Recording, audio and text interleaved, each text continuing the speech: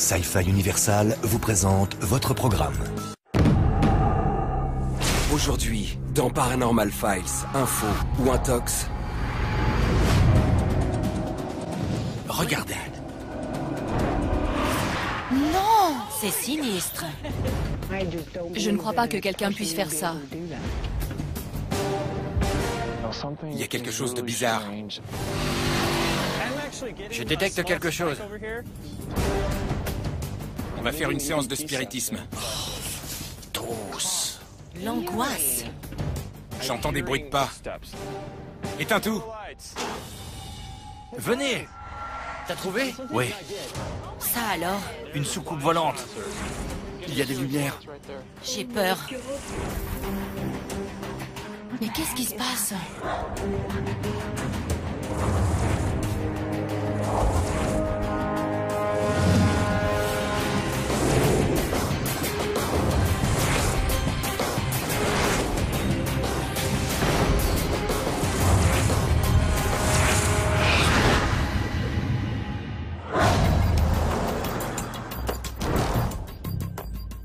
On va pouvoir commencer.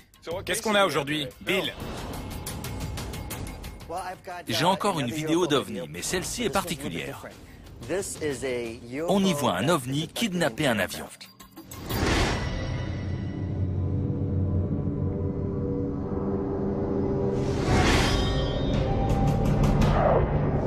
Non! Regardez ce qui se passe une fois le contact établi. L'OVNI entre en contact avec l'appareil, puis descend un peu avant de filer comme l'éclair. Étonnant, non? Ça dépend. On dirait que le poids de l'OVNI fait descendre l'avion. À ce que je sache, personne n'a signalé la disparition mystérieuse d'un avion dans le ciel californien. Et on est loin du triangle des Bermudes. Ce que j'aime dans cette vidéo, c'est que l'OVNI vole comme un colibri. Le concept est plutôt pas mal, mais c'est sûrement truqué. Qu'est-ce qu'on a d'autre? C'est la vidéo d'un certain Mike Geyer. Ses amis et lui ont un hobby assez fascinant. Ils partent explorer des endroits glauques et inquiétants pour se procurer des sensations. Moi, je les appelle les explorateurs de la peur. L'une de leurs expéditions les a conduits dans un hôpital abandonné de Los Angeles, le Linda Vista, qui a la réputation d'être hanté.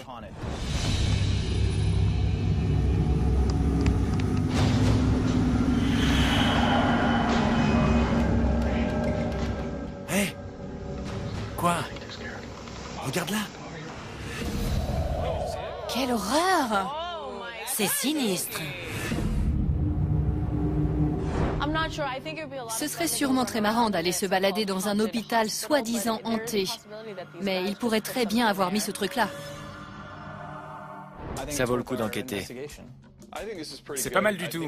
On devrait pouvoir tirer quelque chose de cette vidéo. Mais examinons d'abord les autres propositions. Chilan, je suis tout oui. C'est une affaire assez horrible, alors accrochez-vous. Il s'agit de bétail mutilé. 4 cas ont été signalés en seulement un mois à San Luis, dans le Colorado. Le journal de Colorado Springs a fait un sujet là-dessus. Regardez. Des événements étranges ont eu lieu ici. Chaque fois que je viens, je prie pour ne pas trouver d'autres animaux morts. Lundi, ce veau a été retrouvé mutilé. Ils appellent ça mutilé? Il a été déchiqueté. Il ne reste que les os. En général, lorsqu'un prédateur fait un tel carnage, il y a énormément de sang sur les poils autour des blessures. Encore un cas étrange dans la vallée de San Luis. Juste avant de trouver un veau mutilé, beaucoup de gens disent avoir vu des hélicoptères survoler la zone. Des hélicoptères en mission secrète, des avions et d'autres objets volants. J'ai contacté l'ufologue Chuck Zukowski. Il m'a envoyé des photos du bétail mutilé. Il a dit qu'il n'y avait pas de sang, pas de creux dans le sol et plus aucun organe, comme on peut le voir sur cette image. Ces mutilations ont l'air plus chirurgicales que sauvages. C'est ce qui me plaît dans cette affaire. Elle est inexplicable. On a un témoin oculaire et Chuck dit que le fermier accepte notre présence dans son ranch. C'est un cas absolument fascinant. Excellent travail, Chilan. C'est une bonne histoire. Au suivant. Ok, j'en ai un marrant. Dave Shelley aurait soi-disant réussi à filmer le Skunk Ape. Regardez les images et dites-moi ce que vous en pensez. Le voilà. C'est pareil que le Bigfoot? C'est la version floridienne. Attendez, c'est quoi? S'il y a bien une chose à laquelle je crois, c'est à Bigfoot. Alors chaque vidéo qui pourrait nous en apprendre plus vaut la peine d'être vérifiée. Regardez-le. Il a la démarche de quelqu'un qui se pavane fièrement. Vous avez vu ses bras? Il fait genre... Hé les gars, je passe à la télé, regardez-moi. Il a été vu par de très nombreuses personnes. S'il y a d'autres témoins, c'est un peu plus crédible. Ce genre d'affaires m'intéresse, j'adore les monstres. Regardez-le courir. Il court comme un homme un peu gros. Cette vidéo n'est pas convaincante à mes yeux. Attendez, ça se passe dans les marécages, non? On y patauge plus qu'on y marche. Un humain aurait beaucoup de mal à avancer comme ça. Tu as raison, Bill. J'ai passé beaucoup de temps dans les Everglades. J'ai traversé le parc dans tous les sens.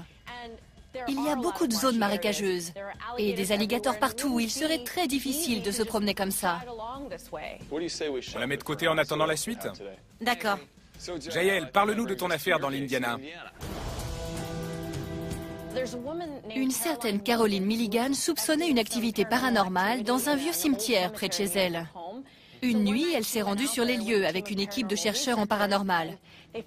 Et ils ont détecté un champ électromagnétique inhabituel près de la tombe d'un soldat de la guerre de sécession du nom de James. Ils ont quitté le cimetière, certains d'avoir ressenti quelque chose, même s'ils ignoraient quoi. C'est en visionnant les images un peu plus tard qu'ils ont fait une fascinante découverte. La voici.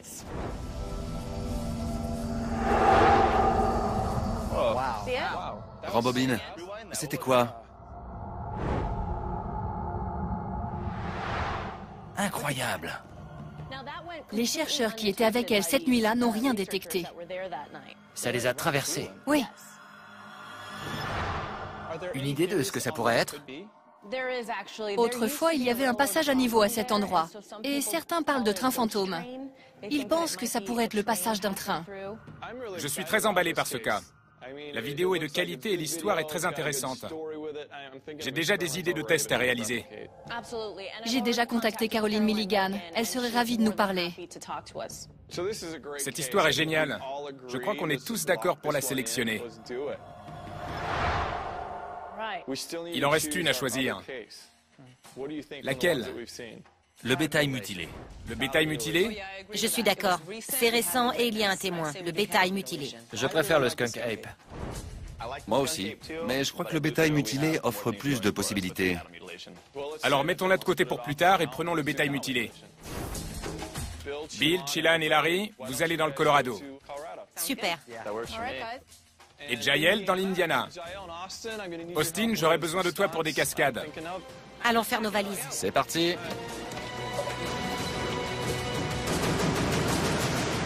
À suivre dans Paranormal Files, info ou intox.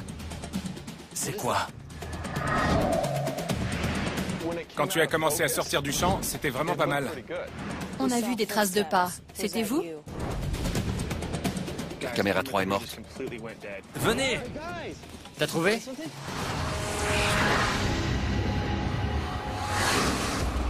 Il s'agit de bétail mutilé. 4 cas ont été signalés en seulement un mois. Prenons le bétail mutilé. Une certaine Caroline Milligan soupçonnait une activité paranormale dans un vieux cimetière près de chez elle. Allons faire nos valises. C'est parti. On roule en direction de Fishers dans l'Indiana. Caroline Milligan a mené sa propre enquête paranormale pour tenter de filmer quelque chose. Elle n'a découvert la présence de cette image qu'une fois rentrée chez elle. Le cimetière est l'endroit idéal pour une chasse aux fantômes. Caroline nous attend au cimetière pour nous le faire visiter. Vous devez être Caroline? Comment allez-vous? Je m'appelle Austin, enchanté. Commençons par le début. Que faisiez-vous dans ce cimetière? Il y a une très forte activité paranormale dans notre maison tout près d'ici. Ça va de bruits de pas aux poignées de porte qui tournent toutes seules. Ça nous perturbait. Personne n'a rien vu ou senti pendant la vidéo? La personne qu'on voit à l'image semble ne rien remarquer du tout. On était en train de discuter. On n'a rien vu et rien senti en traversant cette zone. Mais quand on a regardé les images, c'était bien là. On dirait le gardien du cimetière.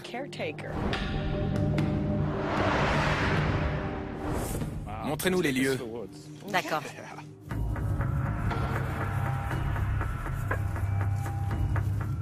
Racontez-nous cette nuit. On espérait rencontrer ce qui se manifeste chez nous et le prendre sur son propre terrain. L'Indiana avait énormément de soldats lors de la guerre de sécession. C'est vrai, mais un seul est enterré ici. D'après nos recherches, sa tombe se trouve tout près de notre maison. Comment il s'appelle? James Payne. Il est le seul dont la pierre tombale soit tournée dans cette direction. Et si on va par là, ça mène directement chez nous.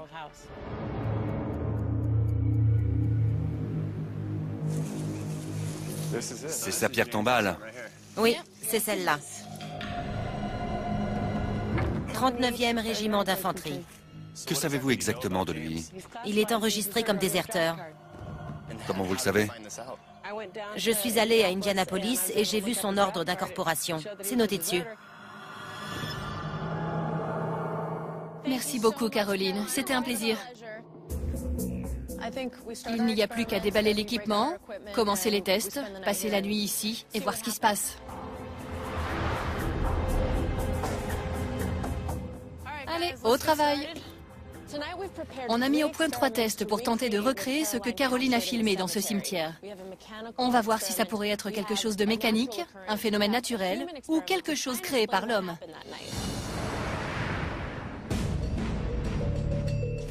Je prends mon casque et je vais chercher le quad et préparer le premier test. La première théorie suggère qu'un véhicule serait simplement passé près de la caméra. Je vais enfourcher un quad et passer le plus vite possible près de la caméra pour voir si ça ressemble. J'ignore ce que ça va donner, mais j'imagine qu'on risque de discerner le quad et le corps d'Austin à l'image. Mais s'il arrive à passer à une certaine vitesse, ça ressemblera peut-être à un fantôme. Je pense que la caméra était à peu près là. Ça laisse assez d'espace entre ici et les arbres. Je vais la pointer directement vers cet arbre. Ça me paraît bien. C'est ici que je la mettrai. On va essayer de placer la caméra exactement à la même hauteur que dans la vidéo. C'est bon? On est prêt? J'appelle Austin. Austin, démarre le quad. Attention, dans 3, 2, 1, vas-y!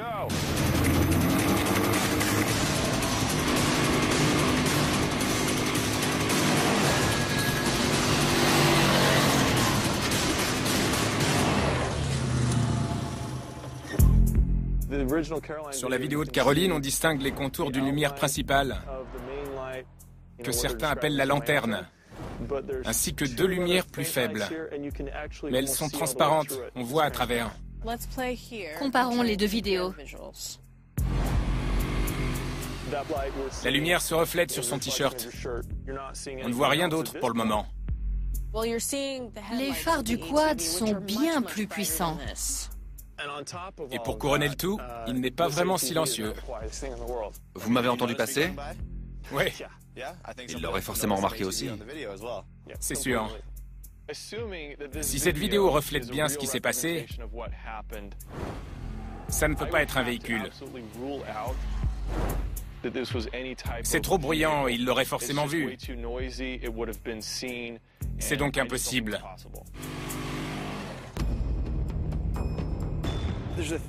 Selon une autre théorie, cette image serait le résultat d'un tourbillon de poussière naturelle. La lumière de leur lampe de poche se serait reflétée dans le tourbillon. On met en place des rails de dolly, comme pour les travelling au cinéma. sur lesquels on va poser un puissant ventilateur. Il est en place.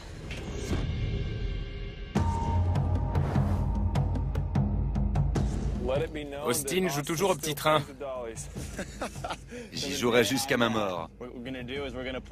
On va étaler de la poussière sous les rails. Jael va tirer le ventilateur le long des rails pendant que je filmerai la scène.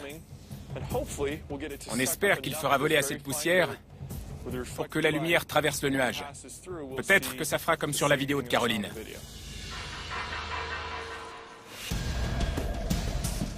C'est parfait. Allume le ventilo. Austin, éteins tout. Bien reçu. Ça tourne. Le ventilo est prêt. Vas-y, Jael.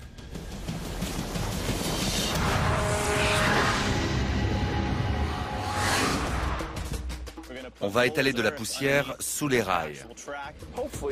On espère que ça fera comme sur la vidéo. Éteins tout. Ça tourne. Allume le ventilo. Vas-y, Jael.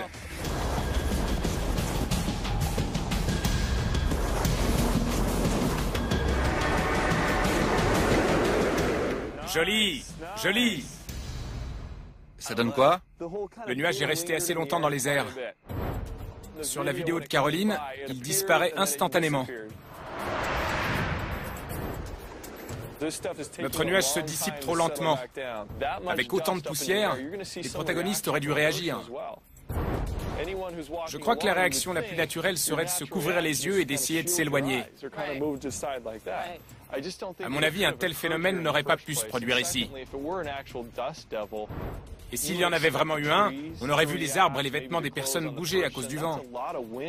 Mais là, rien ne bouge. Je crois qu'on peut rayer la théorie du tourbillon de poussière, qu'il soit naturel ou artificiel.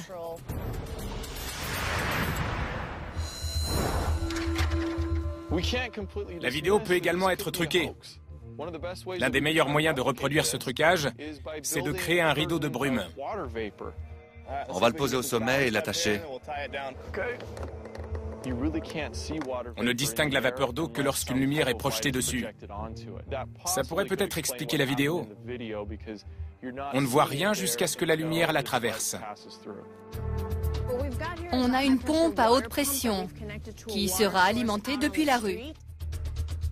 L'eau va traverser ces tuyaux en PVC et sera vaporisée dans les airs par ces pulvérisateurs. On a également des souffleurs de feuilles au-dessus des pulvérisateurs qui vont pousser l'eau vers le bas pour former un rideau.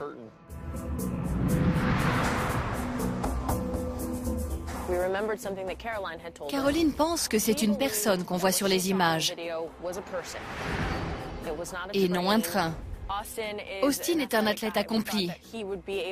Il devrait pouvoir traverser le mur de brume en courant aussi vite que nécessaire pour recréer l'effet désiré.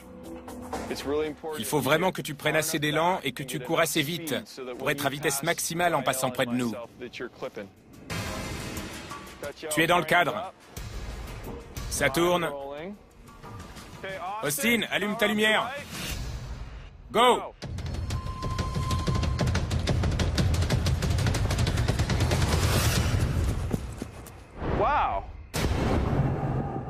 Tu sais quoi? Quand tu as commencé à sortir du champ, c'était vraiment pas mal. À quoi ressemblait la lumière? À une sorte de sphère, de tache à hauteur de sa taille. Je doute que sur notre vidéo, elle ait l'air aussi transparente que sur la vidéo que Caroline a faite. Je propose de sortir les caméras infrarouges pour voir s'il pourrait y avoir une explication paranormale à tout ça. Allons brancher tout ça. C'est parti.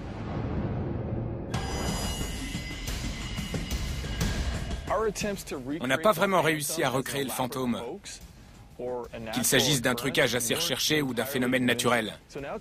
On va donc examiner le côté paranormal. On va installer 4 caméras infrarouges et explorer le cimetière pour comprendre ce qui se passe ici. Ça marche? Super, tout est en place. La caméra 1 filme la zone où le fantôme est apparu. La 2 filme le portail du cimetière. La 3 est dans le ravin. Et la 4 filme la tombe de James Payne. Prêt à frissonner? C'est parti. On y va.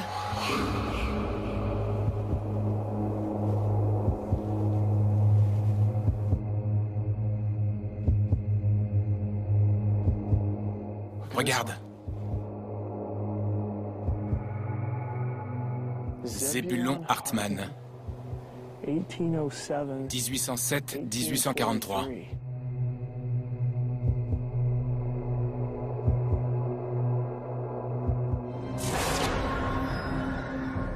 Les gars, la caméra 3 est morte. J'ai un écran noir, il n'y a plus rien. Mon talkie-walkie marche plus non plus. Qu'est-ce qui se passe?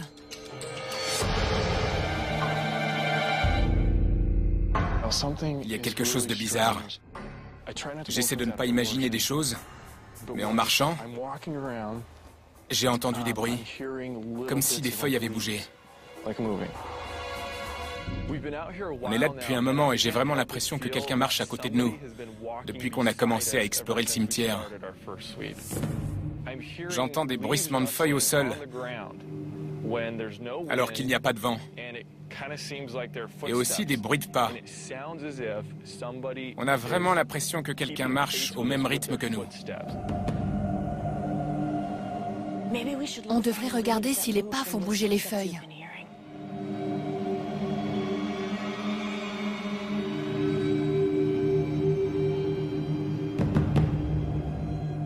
T'as vu?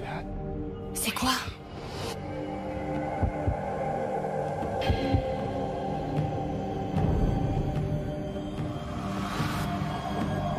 Ces feuilles ont bougé, non?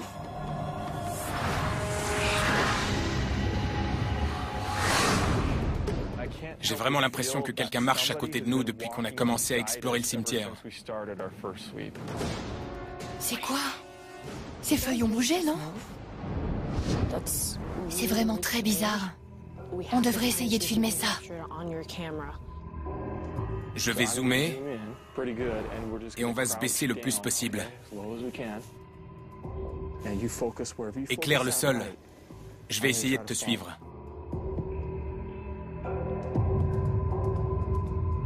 Fais attention, c'est escarpé. Ça ne le fait plus. J'allume ma lampe et plus rien. C'était très bizarre. Mais c'était peut-être un insecte. La seule explication rationnelle possible, c'est que des insectes aient fait bouger l'herbe et les feuilles. Maintenant, on va aller sur la tombe de James Payne. C'est peut-être lui, le fantôme aperçu sur la vidéo de Caroline. On va faire une séance de spiritisme pour voir s'il veut communiquer avec nous.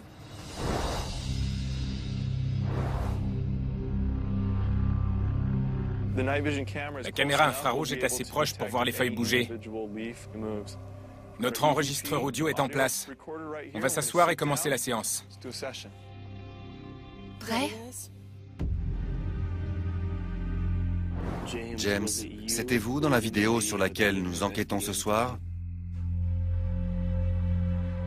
James, Ben et moi avons vécu des choses étranges dans ce cimetière. C'est comme si quelqu'un nous avait guidés jusqu'à votre tombe. C'était vous? On a vu ce qui semble être des traces de pas. C'était vous?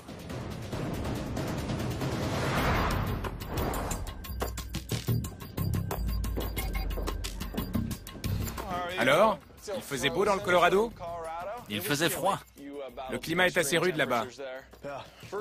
On va commencer par parler de ce qui s'est passé dans l'Indiana. Le premier test avec le quad n'a pas permis de recréer la même transparence. Ensuite, on a voulu créer un tourbillon de poussière. Voilà ce que ça a donné. Ça a généré beaucoup de vent et fait voler des feuilles, contrairement à la vidéo de Caroline. Pour notre dernier test, on a recréé un rideau de brume. La caméra a été fixée sur la lumière qui le traversait, mais le résultat s'est avéré décevant. Après quoi, on a décidé de tenter une séance de spiritisme sur la tombe du soldat. Dans cet extrait, on entend Austin parler puis tousser. Ce qu'on entend après ne provient d'aucun d'entre nous.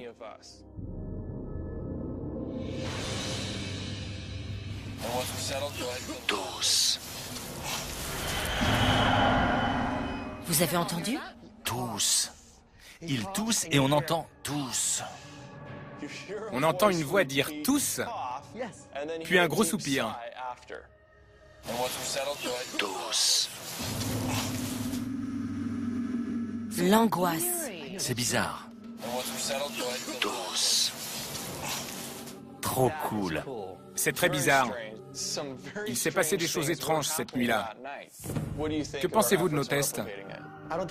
Vous n'avez pas réussi à reproduire exactement le phénomène, mais vous avez quand même réuni des preuves de manifestations paranormales. Vos efforts sont louables, mais rien ne vient vraiment discréditer la vidéo. Comme je l'ai dit, c'était l'endroit idéal pour une histoire de fantôme. Je suis d'accord. Ce pourrait être un cas paranormal avéré. On n'a pas réussi à reproduire la vidéo et les événements de ce cimetière de l'Indiana restent inexpliqués. Voilà pour l'Indiana. Ça a donné quoi dans le Colorado? Souvenez-vous du sujet du journal télévisé que Chilan nous a montré sur les 4 cas de bétail mutilés à San Luis dans le Colorado. On avait une vidéo irréfutable et un témoin apparemment crédible. Voilà ce qui s'est passé.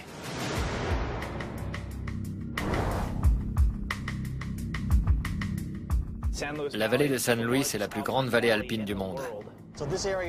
La ville abrite depuis ses origines une communauté d'éleveurs de bétail. Ça fait quelques années maintenant qu'ils se plaignent de perdre des bêtes. Le fermier dit avoir aperçu d'étranges lumières dans le ciel juste avant de découvrir ces animaux mutilés. Ça suggère une possible intervention extraterrestre. C'était peut-être un ovni.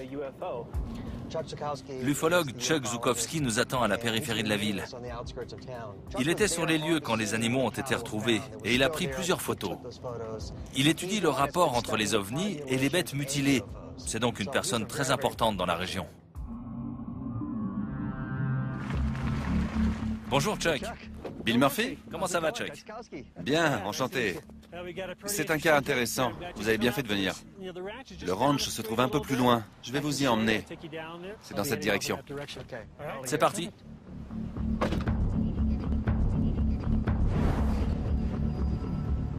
Je m'appelle Larry. Je m'appelle Chilan, enchanté. Bill. Tout d'abord, une première question. Comment avez-vous découvert ces bêtes mutilées? En venant jeter un œil à mes vaches. Montrez-nous où ça s'est passé. Suivez-moi. C'est ici que le veau a été découvert. Où était la carcasse quand vous êtes arrivé? Ici, sous l'arbre. La première chose qu'on vérifie, c'est si on l'a fait tomber. On aurait dit qu'il avait été posé là. Vous avez tous deux vu la carcasse de ce veau. Qu'est-ce qui a pu causer ça? Y avait-il des incisions chirurgicales, du sang, des poils ou des traces tout autour? Quand on trouve un animal éviscéré, vidé de ses organes internes, et qu'il n'y a pas la moindre trace autour, pas de sang sur sa peau ou au sol, on s'interroge. Ça ne ressemble pas à une attaque de prédateur. C'est une mort inexpliquée. Quand avez-vous vu ces animaux en vie? La veille. Je viens souvent voir mes vaches. Avant de découvrir les restes du veau, avez-vous remarqué quelque chose d'inhabituel? En août, j'ai vu des lumières au-dessus de l'autre endroit. Elles venaient des montagnes. Des montagnes? Vous voyez cette colline? Elles sortaient de là. Et elles bougeaient? Oui, très lentement. Manuel Sanchez a vu une mystérieuse lumière planer au-dessus de la montagne. Il a découvert le veau mutilé là où la lumière s'est arrêtée, mais la carcasse a disparu peu après. On va explorer la zone à la recherche de preuves du paranormal, comme des champs électromagnétiques inhabituels ou des traces de radiation. On espère aussi trouver des restes de l'animal afin de les faire analyser. Je m'occupe des champs électromagnétiques. Prends le compteur Gégère. On va vérifier les niveaux de radiation et les anomalies. On va commencer près de l'arbre où Manuel Sanchez a trouvé son veau. On va voir s'il y a des anomalies dans cette zone. Il existe des radiations naturelles. On va donc commencer par voir ce que la région génère en moyenne. Ce qui nous intéresse, c'est si l'appareil détecte un pic. Je ne détecte rien, pas même près de l'arbre. C'est pourtant là que Manuel Sanchez a découvert le 4e veau mutilé. Je vais creuser et essayer de prélever des échantillons. L'animal était plutôt gros. Il doit bien en rester quelque chose. Il ne peut pas avoir totalement disparu. Hé les amis, je détecte quelque chose. Venez! T'as trouvé? Ouais!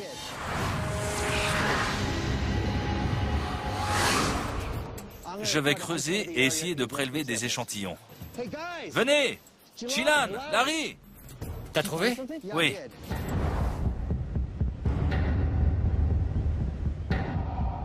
J'ai trouvé un os de vache.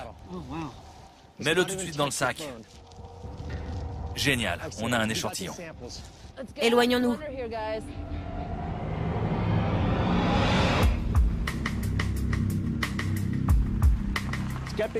Les sceptiques pensent que les mutilations de bétail sont soit l'œuvre de petits malins, soit de prédateurs. S'il s'agit d'un canular, comment font-ils pour ne laisser aucune trace et tout faire en une nuit? Pour tenter de résoudre ce mystère, on a fait appel à une vétérinaire, Amy Mason, pour effectuer des tests sur le cadavre d'une vache. Il faut mettre en place les caméras pour ne rien rater de cette reconstitution. On va installer 2 caméras pour filmer intégralement l'expérience. On va tenter de recréer aussi fidèlement que possible ce qui s'est passé dans ce ranch.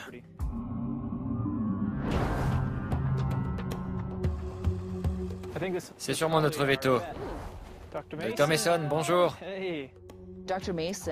La vache qu'on va utiliser est morte de cause naturelle. Le docteur Mason a fait enregistrer notre expérience auprès de l'Organisation protectrice des animaux. On a également promis d'envoyer ensuite ses restes dans une réserve de loups pour ne pas les gâcher.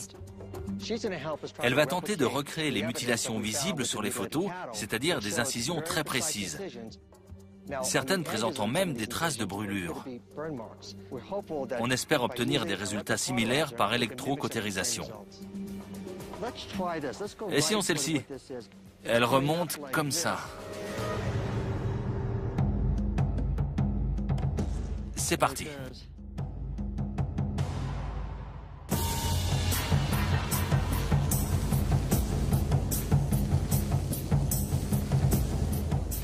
C'est un travail long et fastidieux. Oui. Il y en a pour des heures. Ce n'est pas une opération rapide. Non.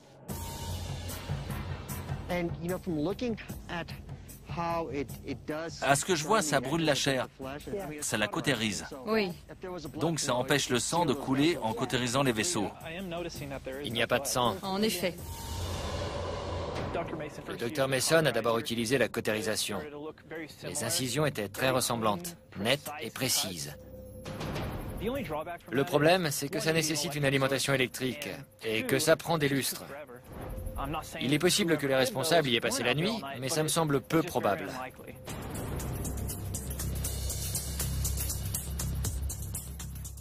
Pensez-vous qu'un prédateur puisse faire ce genre de blessure? En général, il y a des traces de griffes et de morsures, ainsi que des traces sur le sol. Un vrai champ de bataille. Si c'est arrivé il y a 24 heures, où sont les traces du carnage? La cautérisation n'est pas des plus pratiques. Peut-être qu'ils ont utilisé un outil portable, comme un laser. On a apporté un laser. Peut-être que vous pourriez essayer avec ça.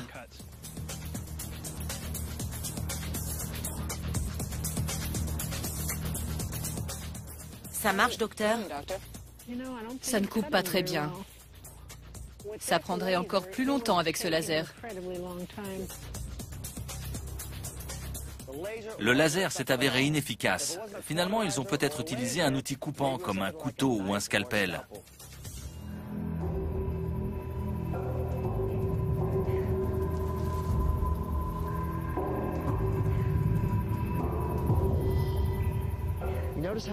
Les incisions ont la forme de plusieurs petites coupures. Aucun des outils qu'on a essayés ne parvient à reproduire les blessures visibles sur les photos.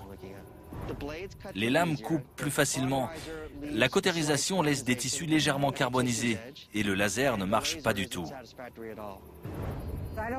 Je ne crois pas qu'une personne puisse nettoyer une carcasse, comme sur ces photos. La carcasse a été parfaitement nettoyée. Il n'y avait plus de chair, plus d'organes et plus de vaisseaux. Je ne crois pas que quelqu'un puisse faire ça.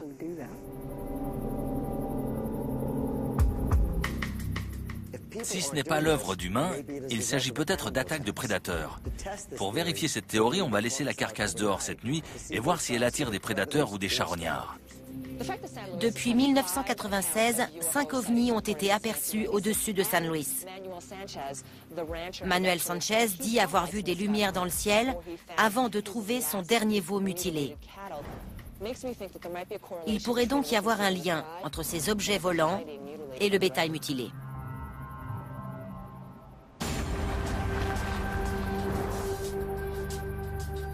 Au lieu de disposer les 4 caméras dans les prés, on devrait en pointer une vers le ciel. En direction du nord. Je vais rester au camp et vous irez explorer les prés.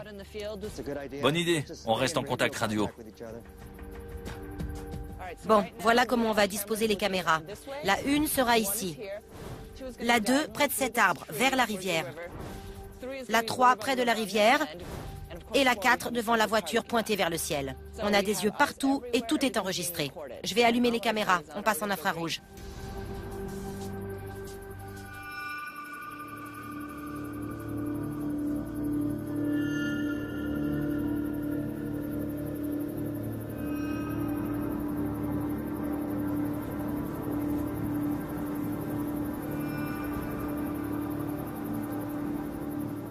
Regarde là-bas.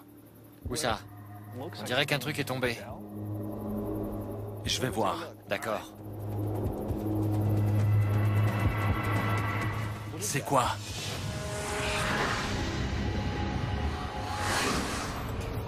On a des yeux partout et tout est enregistré. C'est quoi? Je vais voir. Ok. C'est quoi? Je sais pas. Un rondin de bois?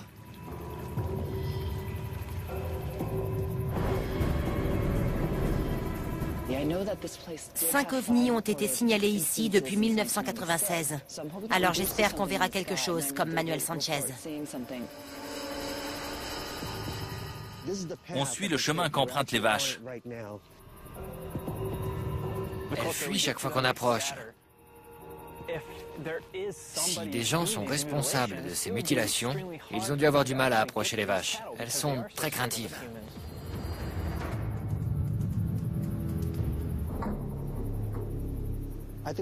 On a exploré toute la zone. Je doute qu'il y ait de nouvelles mutilations cette nuit. Il y avait peu de chances pour qu'on découvre la cause de ces étranges mutilations. Même en passant des mois ici, rien ne garantit qu'on trouverait quelque chose. Demain matin, on examinera la carcasse et les vidéos pour voir si elle a attiré un prédateur ou quelque chose qui expliquerait ces mutilations.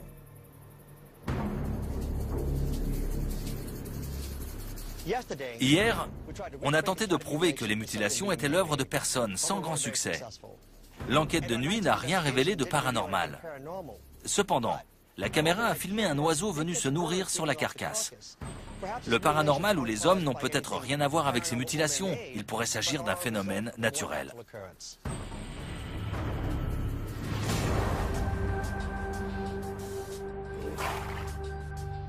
L'une des théories pour expliquer la précision chirurgicale des mutilations parle de gonflement interne de l'animal.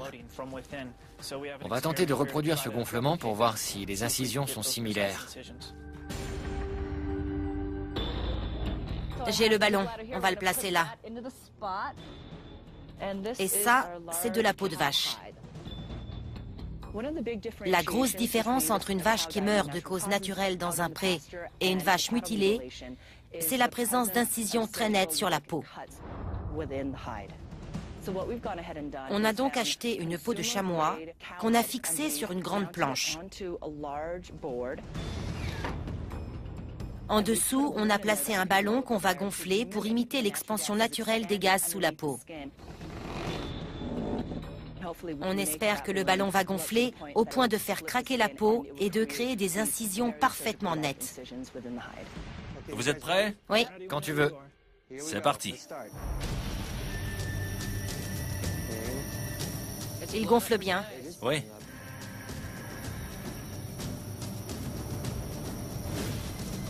Je vois un craquement. Elle se déchire. Ici aussi, Larry, tu le vois? C'est très précis. La marque toute particulière de ces cas de mutilation, c'est la présence de radioactivité. Croyez-le ou non, on a trouvé de légères traces de radioactivité à l'endroit où le veau mutilé a été retrouvé. On a alors décidé de passer la zone au peigne fin, à la recherche de preuves. Mais c'est bien sous l'arbre en question qu'on a retrouvé un os. On l'a fait analyser par le docteur Thomas Wade, directeur des études zooarchéologiques de l'Université de Californie. Mais les résultats étaient normaux. C'était un os de vache provenant peut-être du 4e cas de mutilation, mais qui ne présentait rien d'anormal. On a réussi à trouver une vache décédée de cause naturelle. Et on a contacté un chirurgien vétérinaire local, le docteur Mason. Elle a tenté de recréer les mutilations par cautérisation, avec un puissant laser et un scalpel. Mais c'était beaucoup trop lent et pas assez net. On en a donc conclu que si un professionnel expérimenté ne pouvait pas le faire, alors personne ne le peut. On a ensuite eu l'idée de placer une caméra près de la carcasse pour la filmer pendant la nuit. Les images montrent qu'un certain nombre d'oiseaux sont venus se nourrir sur la dépouille, ce qui suggère donc une explication d'origine naturelle. On a donc décidé de faire un test de gonflement. Beaucoup de théories suggèrent qu'à la mort de ces animaux, les gaz contenus dans leur corps se dilatent et provoquent un déchirement très net de la peau. On a donc fait gonfler une peau de chamois pour voir si on pouvait obtenir le même résultat. Regardez ça. Elle se déchire.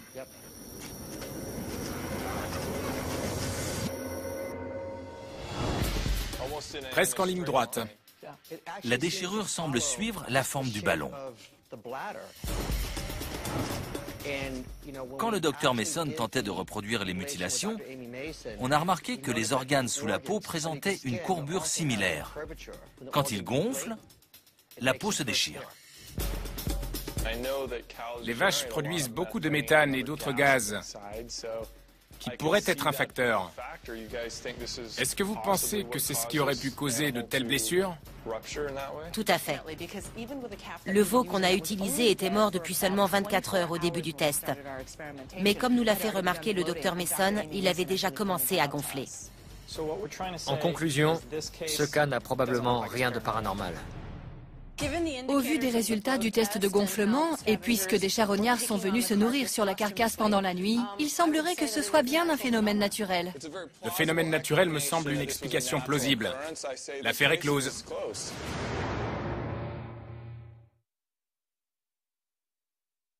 Ce programme vous a été présenté par Sci-Fi Universal.